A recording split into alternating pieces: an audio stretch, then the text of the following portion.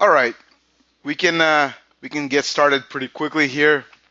I see a lot more people are joining as we're speaking. So just a quick intro here. So I am Zorian Rotenberg, CEO and founder of A Team Software. This webinar is actually it's actually not about A Team. It's about OKRs, and it's about how to use OKRs to achieve better results in 2017, or the remaining part of 2017, which is not a heck of a lot left, and also 2018, because this is a perfect time to get going on planning for next year and do all the most important strategic planning sessions now, set the objectives, or begin working with your executive team and managers to set the objectives for next year, and at the very least have clarity for Q4 and Q1. And with no further ado, I'll get going. And, and I see there's a lot more people trickling in literally now as we speak. All right. So, I was just talking about that this webinar is supposed to help you for 2017 and 2018. 2018 is the easy part. This is a great time to begin your plans for next year. Certainly with respect to business, maybe personal too, but certainly business. But in 2017, there's still quite a bit to go. It's only quarter of the year really left. It's a little bit more than 25%, but really Q4, a standard calendar Q4 is around the corner, and with a little bit of time left, if you haven't started setting objectives or applying OKRs, this is a great time to get a quick start. And I'm hoping to help you do that right on this webinar. So there's a little problem or a set of problems that a lot of companies face, and that is that there's a considerable misalignment in the company. If all the executive team members know the clear objectives of the company, it's actually been studied and researched at Harvard by two very famous professors, Professor Norton and Kaplan, who are world renowned as professors of strategy. They advise a lot of Fortune 100 companies on strategy, and they studied a variety of manifold different companies across all kinds of industries. And they learned that majority of employees do not fully understand the company's goals, or even these own employees, their own objectives, and how those align and contribute to those company goals that they don't even understand. This is really crazy, right? So first of all, 95% really inversely means that the 5% who know the company's goals, that's typically the CEO and the immediate executive team. So really, if you are on the executive team of a company, or if you're a chief operating officer, chief executive officer, or one of the vice presidents, the sort of the blind spot, that 1/4 of, you've heard of this before, sort of, you don't know what you don't know. So that part is where your employees actually don't understand clearly the company's objectives. And it's even scarier that they don't even understand their own objectives, because they're not clearly communicated those objectives by their own immediate manager, never mind the executive team. And there's other research at Harvard. 40% of global CEOs cite the greatest challenge to executing their strategy is the failure to align. And that's a huge impact on most organizations. Um, People are not being used to their full potential given the lack of clarity on their objectives and how that aligns to the company. And a heck of a lot of time is being wasted at organizations. That's Corporate Executive Board, which was actually acquired by Gartner. So all companies really want to know, is everyone clear on their goals and how those link and connect to corporate goals? Can our company actually measure everyone's performance objectively and consistently, performance on these OKR goals? And is our organization getting the performance it actually needs from all of the employees, or any of the employees, or each of the employees? How do you measure that? Well, you certainly cannot if you don't have objectives for individuals, and it's hard to set objectives for individuals um, for many reasons. Certainly, if you haven't started with objectives for the enterprise, for the company, it's hard to start at the bottom. You got to sort of set the top objectives first, and then waterfall or cascade, and let it trickle down from there on.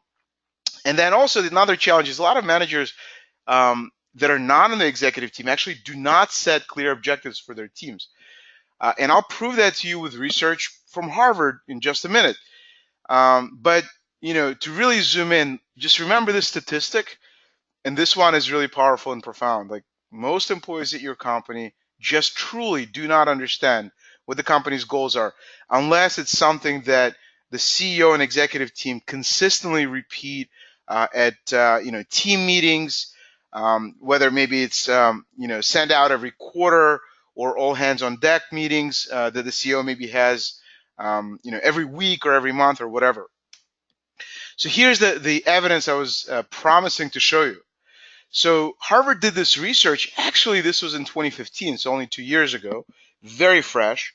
And they do this kind of research only once, like in a decade or something, right? It's not, they don't do this every year, but they actually interviewed and surveyed employees at a variety of different companies, and also managers. And I don't show the stats from the managers, but they actually, interestingly, I should probably put that on the slide.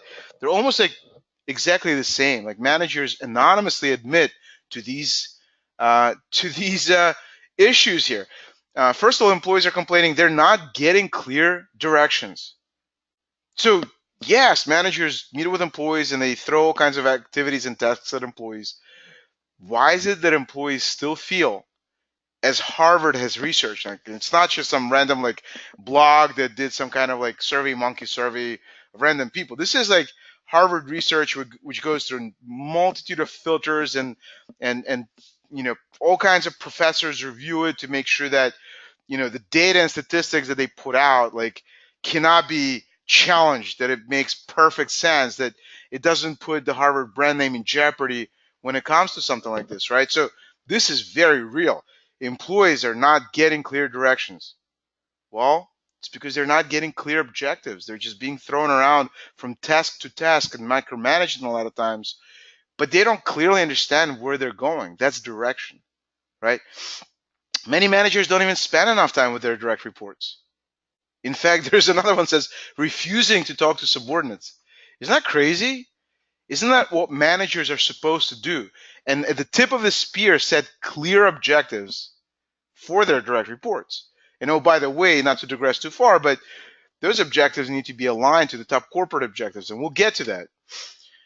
Patrick Lencioni, one of my favorite business gurus, who writes some of the best business books on management today, he said if you could get all the people in an organization rowing in the same direction, you could dominate any industry in any market against any competition at any time. That's a very strong statement. He's a well-known management guru. He's an executive team coach and trainer, and writes a lot of thought leadership on management. That's a very strong statement that opens you up for debate, right? But who has debated him? I haven't seen anyone. This is absolutely true. How do you align people so that they can work as a team towards the same set of few objectives so you can really win in your space?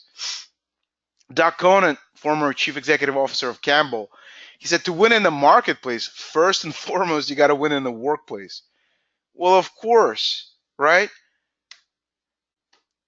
The total cost of your workforce on average, according to Brookings Institute and Society for Human Resource Management, it's actually on your P&L 70%, for any average company. And when your workforce is actually not aligned, when that 70%, right, that money on your income statement, on your P&L, when that 70% you spend every year is actually diluted, is not performing, is not being as effective and efficient as it should be, that's a huge cost. That's a huge cost. So let's talk about how OKRs can help. So the OKR revolution, first and foremost, what exactly are OKRs, right? Some folks here already know what OKRs are. It's it's it's just a methodology to align everyone at your company and focus the collective efforts on what truly matters to the company so that your company can achieve your top corporate objectives. And it's kind of backed by all the stuff we just talked about. What Patrick Lencioni said about alignment, right? Alignment plus focus actually will yield real results, tangible results. OKRs became extremely popular. They were around for a while, and they became extremely popular because Google came out and basically had this video that's an hour and a half long, that is not meant for for teenagers or just regular everyday consumers. It's meant for business executives and managers. It's about setting objectives. It's an hour and a half long, but it's been watched 500,000 times globally just in a few years. How in the world do you get 500,000 very, very busy executives and managers to watch a video that is an hour and a half long, right? Like, how do you do that? That's like uber viral. It's because this is a huge pain point for companies, right? Misalignment, not ability to understand what's really happening, sort of not being able to measure results, and instead of people sort of flying by the seat of their pants, doing a heck of a lot of activities and tasks, but not really achieving results that were intended. Well, OKRs help you solve that. And one of the things I also say is that OKR acronym sort of scares people because they think there's like a heck of a lot of new stuff to learn here. It has a lot of like complicated processes and things you need to sort of get some kind of a certification or black belt or I don't know, like lean Six Sigma black belt you have to study for a long, long time. It's actually none of that. Um, OKRs can really just be called objectives. It's just objectives that are measurable. That's how I like to simplify it because really that's all it is. Um, but they have a couple of things that make them different from the way people thought about goal setting at corporations. And I'll tell you that in a minute. If you look at Google's own website, they have this special website called Rework. They say that studies have shown that committing to a goal can help improve employee performance. This is Google just being very cautious and saying, look, set those goals and it'll help you achieve results. That's what we do here, right? Let me tell you about OKRs and how simple they are. It's just an open source framework, which I like how Ben Lamort and Paul Niven in their book about objectives and key results refer to it. It means that you can't get a degree in OKRs. It's not like generally accepted accounting principles like GAAP. There's no government body like FASB, Financial Accounting Standards Board, with like PhDs in accounting that review the rules and set the requirements and you have to follow them. Not at all. It's an open source. There are no rigid rules. It's just a few easy, simple principles. OKRs are adaptable. They're flexible. They can fit any company's context. They just work. They just work. So why do great organizations use OKRs? It's clear and accurate communication tool. That way everybody can understand clearly what the top organizational objectives are. What are the top priorities that everybody should focus on? Okay. It's about focus, right? Not diluting your effort and not flying by the seat of your pants. And it's also about refocus, which is very powerful because you can focus at the beginning of the quarter, but refocusing regularly is really what everyone needs. It's very powerful, right? It's a big lever in management. It's about alignment and cross-functional collaboration so that you can break down your corporate silos and everybody really, truly, increasingly more starts sort of working in the same direction and being on the same page. It connects employees to the big picture. A lot of employees, like those 95% I showed you earlier from Harvard research, a lot of employees don't feel connected to the company's big picture. They have no idea how their work is connected to the company's top objectives. And that creates significant employee disengagement. They just come in, do their job, they cross off a couple of things off the list and go home. And you'd be surprised if you actually did engagement studies and surveys at your company where things really are. A lot of companies don't measure that, so sort of ostensibly feel that everything is okay, but it's not. It's not.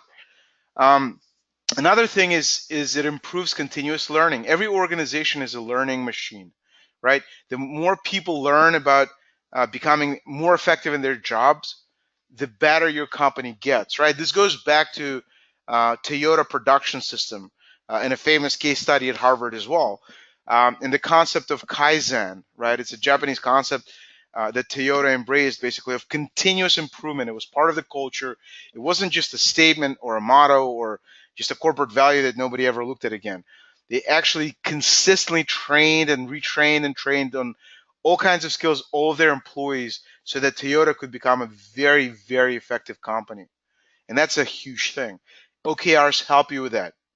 Every time at the end of the quarter, you're supposed to look back and say, what's the gap analysis? Did we hit the objectives or not? Why didn't we? Did we set the goals too high or too low? Or did we not have enough resources or budget? Like what did we? And you think about that and you ruminate on that, and that helps you actually take a pause, ruminate on what's going on, and improve versus just keep going without thinking about it. That doesn't help you improve and learn. The sixth one is visibility, transparency, and accountability.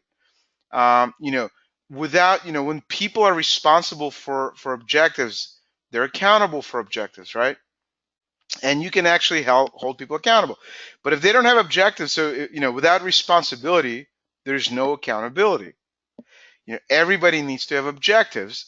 At the very least, every manager across the company hierarchy and majority of the employees that have, at your company, maybe not everyone right away, maybe not in the first quarter that you implement OKRs, but certainly you're going to have a lot of people for whom objectives are set. And then finally, this is a good one. It establishes measurable progress indicators. Think about all the employees at your company that just don't have objectives. Well, how do you measure their progress and performance? Just subjectively? Arbitrarily? Do managers just write on their employees' performance appraisal, oh, they're good, they're doing well. They did a good job this year. They did a bunch of things. Well, what does that mean? If there were no objectives set in the first place, how can you objectively and non-arbitrarily measure that progress? You're just flying by the seat of your pants, right? It creates a lot of misalignment and sort of ignore it at your own risk, right? OKRs and setting objectives in general significantly boost results at a company. There's all these statistics when employees are surveyed and companies are surveyed and polled about better performance and results, significantly better, improved employee engagement because they know how they connect to the big picture, right? They have real objectives, so they're very focused on achieving them. It engages them naturally. Managers become more effective when they are asked to set objectives for their teams and not just fly by the seat of their pants. The teams are more effective with those managers because they know what the objectives are and everybody's on the same page discussing priorities, right? Not sort of having sort of an arbitrary conversation about nothing, sort of much ado about nothing, which is really what happens a heck of a lot in a lot of one-on-ones or team meetings. Employees know their priorities better. There's better company-wide alignment and less silos, more transparency. And ultimately, employees agree that they work harder when their colleagues can see their goals, right? When it's more transparent, people work harder. Now, there are a ton of companies that use OKRs. This is just a small set. Here's some more for you. A lot of companies. By the way, not all of them necessarily have the entire pool of employees, not all 100%, so if any company has thousands of employees, it doesn't mean all of them have OKRs. It's just that executive team and a number of managers, general managers, middle managers, frontline managers set OKRs for their teams. At a number of these companies, it's embraced from the CEO on down. And from some of these, managers or middle managers or general managers or executives decide to go with OKRs and use them. but all of these companies have at least executives and managers that have started implementing them over the past few years, and it's working wonders, right? It's the new thing. Let's talk about a couple of concepts that will help you think through about accelerating results in the rest of this year and Q4 and next year. So let me tell you this like little story from Peter Drucker's The Practice of Management. Peter Drucker is the Dean of Modern Management, passed away a couple of years ago, world renowned and respected. So this is a story about the three stone cutters.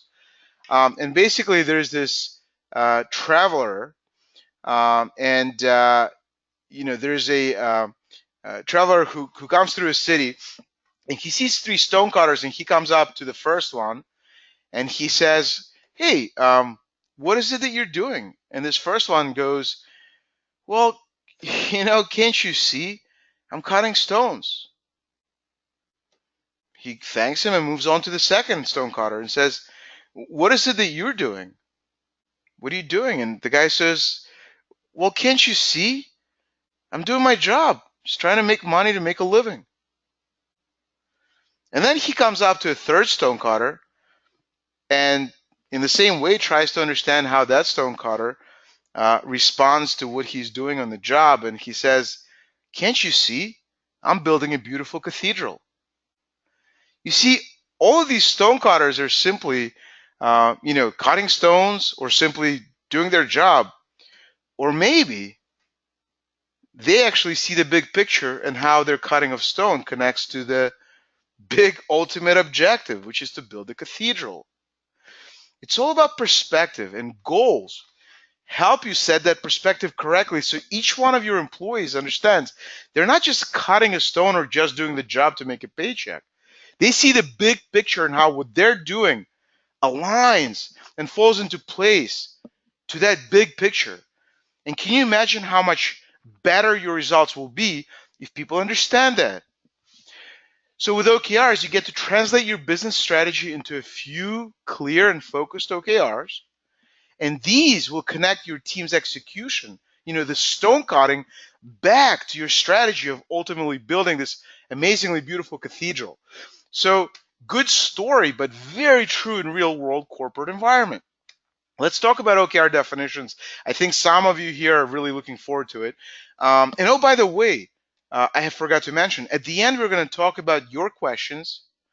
We've collected a number of questions, and I would like to refer to them and answer them. So hopefully all the folks who've asked questions when you emailed us or when we called you, you told us what those would be and you'd like us to answer them. That's coming in the end. So hopefully we won't lose you till that time. So OKR definitions, objectives. It answers the what are we trying to accomplish? It's actually qualitative headline. Think of it as a strategic theme for what you want to accomplish. It's the key results that will give you the measurable component. It's the key result that has a metric and a KPI in it, right? So in other words, unlike old school objective setting process where an MBO is actually, you state out the exact thing with a measurable KPI in it, and that is your goal. OKRs are cool because they allow you to have a couple of these key results, which will remind you of the classical MBO. But they will be named. They will be under a category under this strategic theme.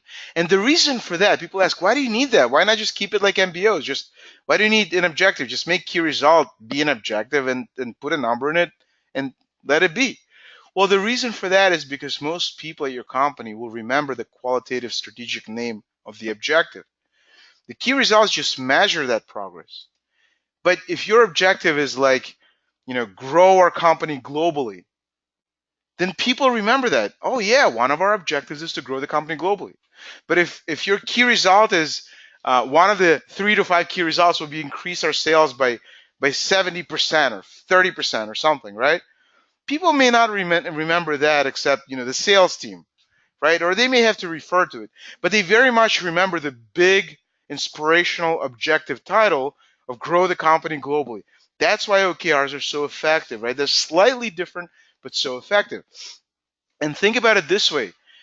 Objective is we want to, and then you state the objective, grow the company globally as measured by this set of key results, which is key result number one will be, and by the way, remember, it's a result. It's the outcome. It's not a task. We'll talk about that in a few minutes as well, but it's what is the result, the key result you want to achieve at the end of the quarter, and say that means we're successful with this OKR. So that's how you write it down. A couple of things about the language on OKRs. You obviously try to word the objective in a way that inspires. And I don't mean inspires like in a motivational speech type of way. I mean literally like makes people feel like, wow, we're going to do this. This is great. This is exciting. This is why we're all here as one team. You want to use action verbs that send a clear, actionable message to people who read the objective or the key results. And phrase them in the language relevant to the targeted group. So for the sales team, you're going to have things like increase sales, increase revenue, win more deals, etc. For the marketing team, it's going to be probably more about brand awareness, ads, or leads, right? How many leads we generate, right? For the online website team, how many visits or conversions on the website, right? Even though that all of that stuff aligns to growing the business, and that part of that is the sales that goes to the sales team. The way to think about it is you have an annual goal, then it breaks up into quarters, and the objective is what's a quarterly concept, right? Typically, goal is a year and broader, year, 2, 3, 5-year goal. Objectives are quarterly, and the key results are what measure the objectives. The key thing I wanted to have you all take away is that key results in OKRs, they're not tasks. You see, tasks are way down below. They are activities, right? Tasks are not goals. We will revisit that more profoundly in a couple of minutes here. Let's talk about cascading and aligning. So think of it this way. The tip of the top of this organizational hierarchy, the CEO sets the corporate objectives, top 2 or 3, or 5 top company OKRs. Then each of the business units, the executive vice presidents or senior vice presidents, they have OKRs that align to the top corporate objectives, to one or few of them. And then they create their own OKRs for their business units. Then the team leaders and team managers, middle managers in those business units create their own team OKRs, and individuals have their own individual ones. They all cascade just like this. Top company to division, department, or business unit to team to individual. The screenshots on the right are from our own product, but it works any way you want. Even if you wanted to start out with just like a spreadsheet or something like that, you would do something very similar. It is more complicated, of course, to manage all of this in a spreadsheet. This is how it looks. This looks like an org chart, but it's not. It's a goal alignment chart. The lens is on how goals align, which could also cross-functionally align outside of your direct managerial hierarchy in your organization. So this means that the top goal over here doesn't necessarily have to be your manager, right? You could cross-align to it. So if you looked at the managerial org chart, it would look quite different. It may have different names here, right? This concept of goal alignment charting, it's a new concept. It's only been around for a few years. It's an innovation in software because aligning goals, believe it or not, if you actually try it in Excel, it's actually way harder than it seems on the surface with all the moving pieces and everything. But in software, it's been enabled, and there's algorithmic alignment where any goal that makes progress, it actually compounds or has this like alignment contribution effect all the way up, right? Like sort of this like ripple effect all the way up the organization. So if you're in the red and in the yellow, that makes the goal above you in the red or the yellow, or not as green at least, because you're not on track, right? It's pretty cool. So let's talk about planning and timing. Objectives. How many do you need? Well, keep them 1 to 3. You can have 5. But 1 to 3 is like very ideal to start with. You don't have to have many. In fact, less is more. Objectives are supposed to be what you will absolutely must accomplish, right? There's a lot of other things, but just the things that are truly the most critical that must be accomplished, you have to list them. We have some customers that come to us and say, yeah, but what if you have like all these other things? It's like, I always, wonder, like, do you really have all the resources to do like, 20 different objectives? Like, which ones are truly the most critical given the resources that you have? Resources meaning, you know, money, people, and time, right? Those are the three sort of the three-legged stool of resources and resource allocation. And the key result is the same thing, just like 1, 2, 3. Keep it simple, but you can have up to 5. If you have more than 5, it's going to be very hard to keep people focused, right? Objectives, right? There's a lot of different projects. There are a lot of different tasks underneath those projects throughout the quarter that will need to be executed to hit your couple of objectives and a couple of key results in those objectives. Many projects, but only a few objectives, right?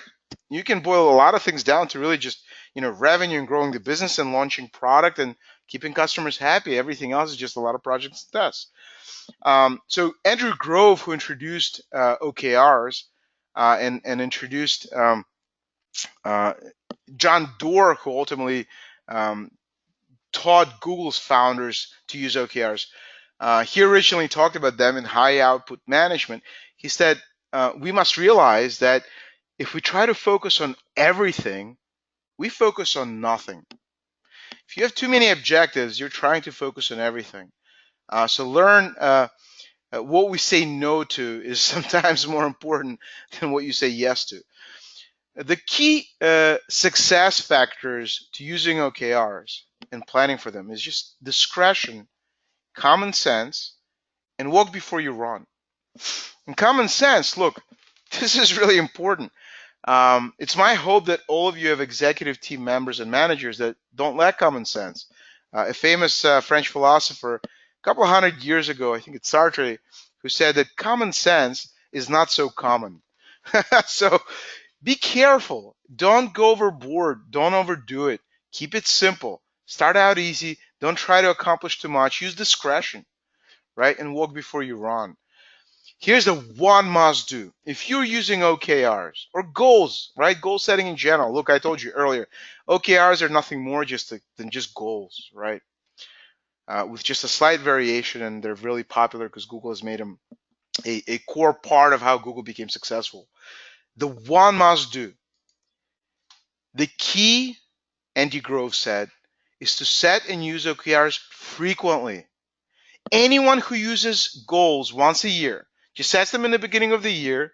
There's like a lot of this like old school goals software, and they also come as part of like some sort of like offshoot feature in a traditional like classical HR system.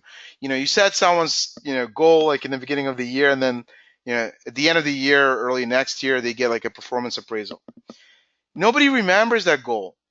Nobody talks about it for 365 days, for 50 plus weeks, for 12 months, for nobody talks about it at all. How can you possibly achieve a goal that nobody ever really refers to or talks about, really doesn't consider that truly, genuinely being a priority for them? You have to do it frequently. What does that mean? Well, you set them quarterly, right? But you check in on them weekly. So there's been actually psychological research done, right? And look, goals are to manage people. What is management? It taps into like, the psychology of how people want to be managed, how to, get people to row in the same direction. So increasing the frequency of monitoring goal progress, not frequency of setting goals, but monitoring, right? Don't set them frequently, right? You set them once for the quarter, 4 times a year, and have one big annual goal as well that all of those quarterly contribute to. You don't frequently set goals, but you monitor them frequently, right? It's just a weekly conversation for 5 minutes. Where are you versus your goals? How are things going? Any bottlenecks that present the risk of achieving them? These are the questions you really need to ask. So that's a really good research. There's another one from Burson on more frequent goal reviews or check-ins make you almost 3.5, which is like, what is that, like two? Actually, it's 250%.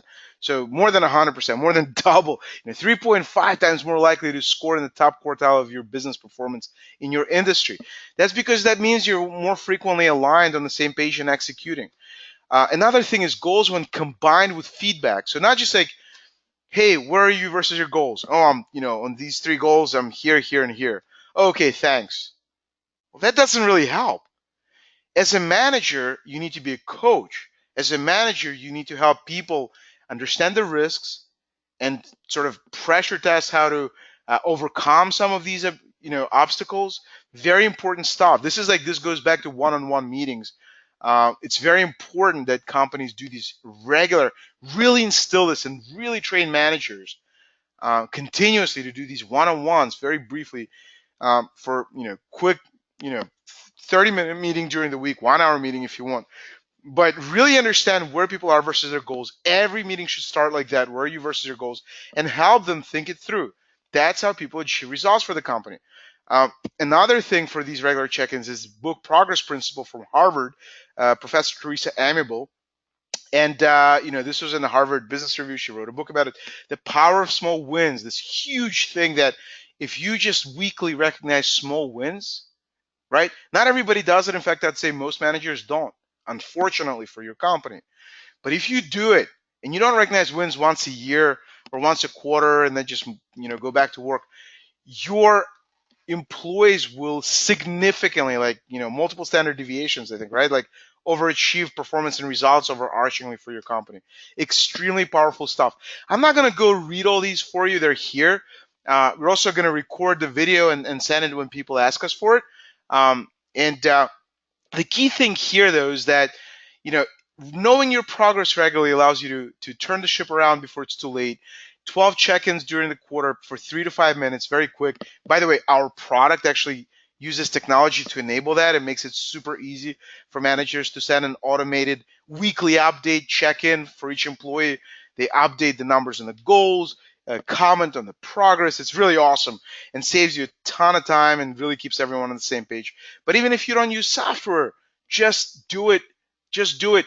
You'll address issues and course correct early on. Let things, obstacles, work on them before they blow up into big problems that you can't manage later or it's too late. And you can coach people based on real progress versus objectives, not, in a in absence of objectives, arbitrarily manage people. Start every meeting with goals. Start every meeting with goals. What is your progress on your top goals? Do you think you're on track? Hey, any small wins you're proud of? Remember, I just talked about the power of small wins. And there's if they think they're not on track, all right, well, listen, let's talk about the risks and obstacles. How can I help you as your manager? What can I do? What can our team do? And you see, it's a very focused, aligned, consistent week to week conversation. Identify problems early on, right? Like what I'm showing you here is from our product, something called at risk report. It shows you like objectives that are at risk, like, what can you do? Where can you identify gaps and spots you need to zoom in on, etc. And cross-functional alignment, when you have meetings, you can see which teams contribute to which teams. There's a concept of social goals. Also in our product, you can praise people's progress. You can nudge gently, ever so gently, to perform better. Very important stuff. This is a powerful, powerful thing where like a lot of teams love to just be able to work with each other and praise accomplishment, and kind of work without silos because you're working on the same goals, a cross-functional team. Amazing stuff. Look, goals are about results, not activities and not tasks. Luke Gerstner, who ran IBM, very famous CEO, wrote a book, Elephants Can Dance, about IBM. Great guy. Saw him speak a couple of times at Harvard. He said, never make mistake activity with results. Never mistake activity with results. Being a busy bee does not mean you're going to achieve your results. You can be very busy doing a lot of things that don't really impact the top corporate objectives, the results you're seeking. You could be working on a lot of things that don't really move the needle at all. That is why goals are so important. They force you to think through what is important and how do we get rid of things that are not. So a task is a to-do. It could take you, anywhere between, 20 minutes to a couple of hours. A project is an initiative that could span, a couple of weeks. But a goal is a desired future state. It's an outcome, right? It's a result that's measurable. It is not a project. It is not a task. And you can measure it. That's what you want, right? By the way, it reduces micromanagement by tasks. Things like the to-do list or your calendar, putting things on the calendar, that's not a goal. Using like activity or task tracking software tools that are out there. Some really good ones. If you need to track tasks, like use Jira or Asana or Trello.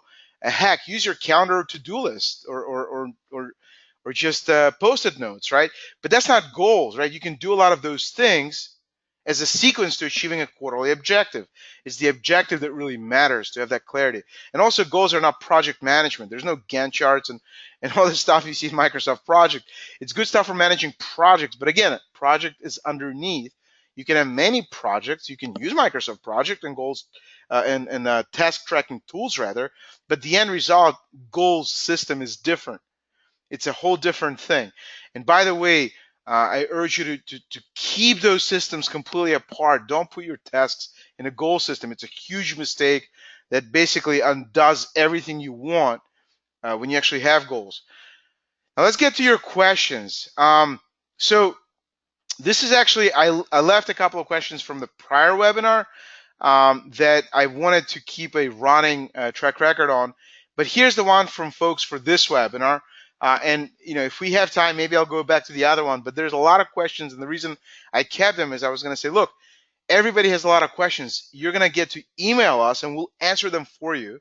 We can actually get on the call and do a free OKR consultation. It's not a thorough, like a full-blown consultant. There's some great consultants out there, but we can help you answer some basic questions if you're stuck.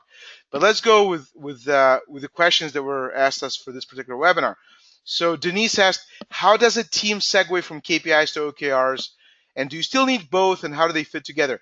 By the way, they're really, okay, goals in general are basically a key performance indicator, a KPI, as a target, right? So basically, a lot of times KPIs are retrospective. You look back at the past month or the past quarter, but an OKR is basically a target for next quarter. So you bring KPIs, so key results are basically KPIs. You see what I mean? It's pretty much the same thing. A key result will have a key performance indicator. And sometimes you can just say, look, if a key performance indicator is the, increased revenue. Revenue is a key performance indicator, or increase in revenue. And then you put a number, 50%. That's a KPI with a metric. And that's basically your key result. Not basically, it is your key result. So KPI and key result are pretty much one and the same. And just KPI as a target, right? And an objective just gives you a name, a qualitative name of a couple of these KPIs or key results with a metric. So how do you segue? You don't need to segue. You can use KPIs to measure the prior historical performance of your last quarter, and then use OKRs because they're pretty much a KPI with a target. It's really one and the same general thing, but OKRs, of course, remember they have other things like they have to be transparent. You have to have alignment, etc. So very easy segue. They do work together very much. Next one is from Jack. How do OKRs apply to small businesses? Are they generalizable to life goals in addition to business goals? I love that question. It's great because, of course, OKRs are just goals. Can you apply them to small business? You can apply them to any business, right? To anything. So, and can you set goals in your life? Of course, right? If your goal is to my objective is like feel happier and healthier, right? What's a key result number one? Well, go to the gym, 5 times a week or 3 times a week, right? The second key result is improve my intake of C vitamin or multivitamin, and take it 7 days a week. I don't know. I'm just making it up on the fly, but you can see, of course, goals apply to personal, to personal life and to business as well. Gian asked, it might be helpful to discuss the best way to break down large OKRs.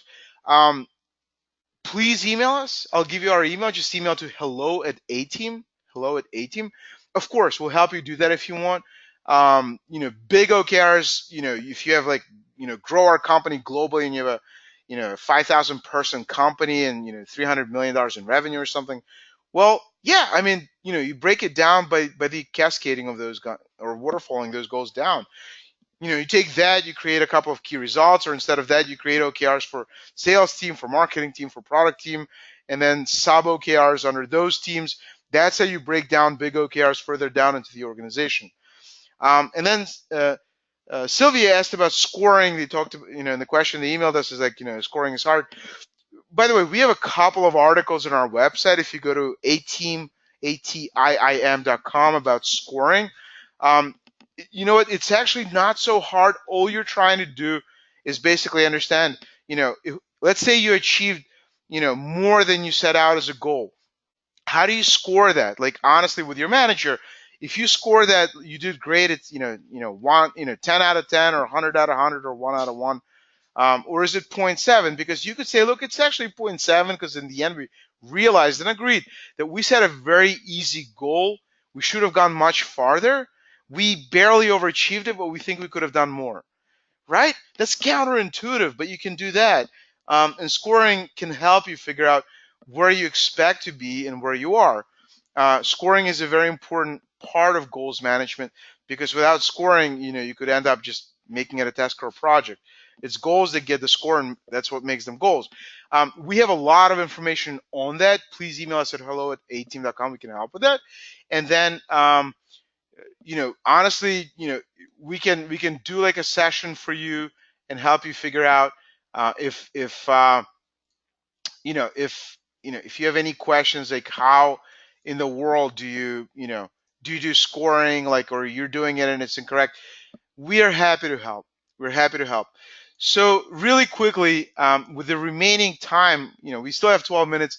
If this is not interesting, no problem at all. This is not a webinar about our product or company, but there were a bunch of people that said they did want to see a little bit about how software tool can help you manage OKRs.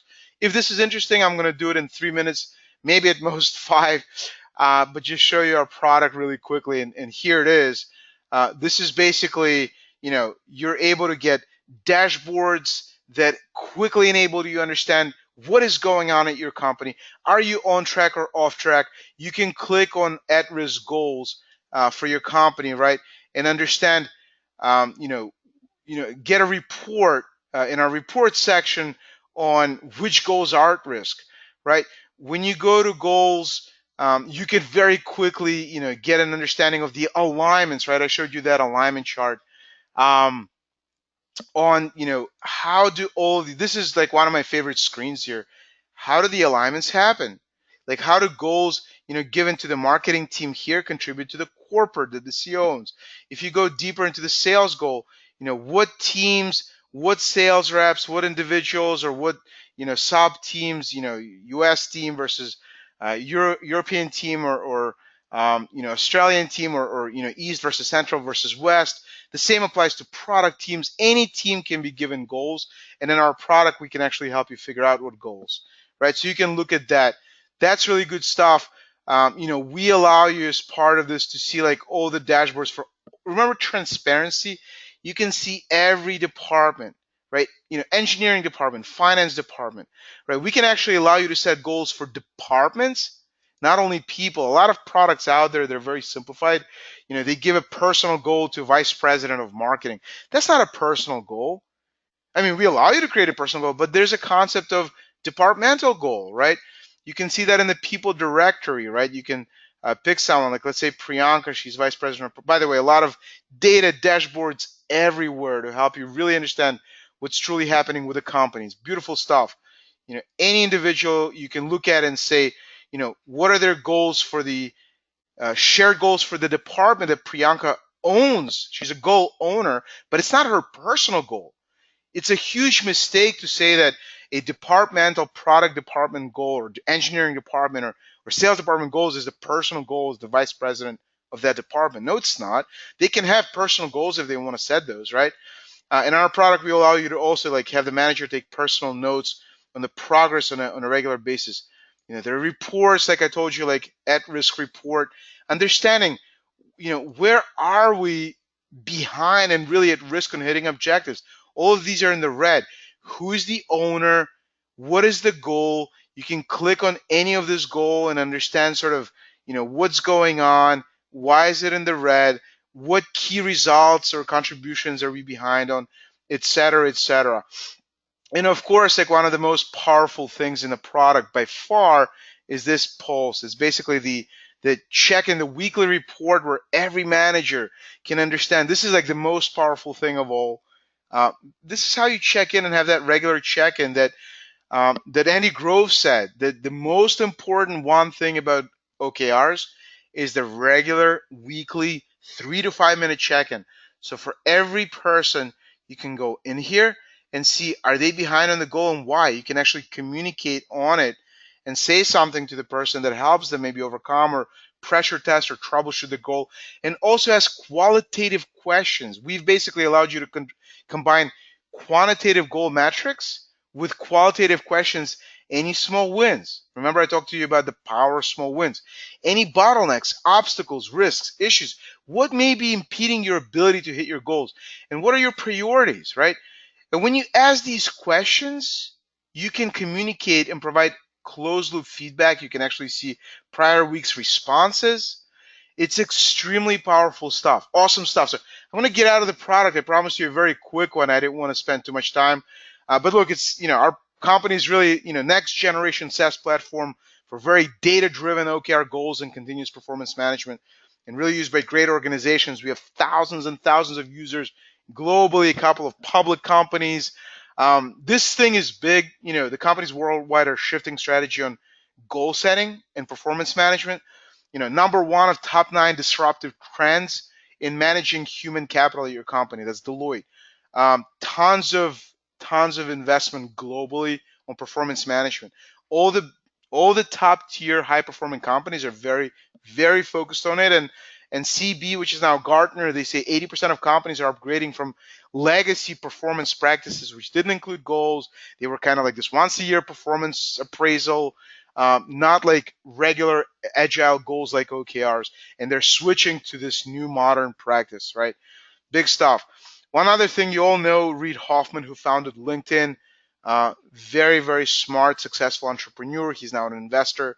He was interviewed by MIT Sloan Management Review, and which combines like technology with business best practices. And he said, within the next 5 years, I can only imagine how technology will change the practice of management in a way we have not yet witnessed. It's all about data, right? And oh, by the way, there will be artificial intelligence. Of course, you're going to see that. But really picking up on data and predictive analytics and what's really happening in terms of people being able to achieve their objectives. Are they really going to be able to hit them? Are they at risk? And actually notify managers and employees about any kinds of things they may have themselves have missed. Therefore, to Reid Hoffman's point, changing the practice of management, making managers more effective, efficient, right? Making them not fly by the seat of their pants, making them not manage people subjectively, but making them really effective and better managers through objectives and making them manage people more objectively, right? Through technology. Um, Enjoyed it with you. Hopefully you did as well. And again, get in touch with any questions, even if it's not product related. We're more than happy to help. Thank you all so much, and giving you back 5 minutes to your day, and have fantastic rest of the week. Thank you.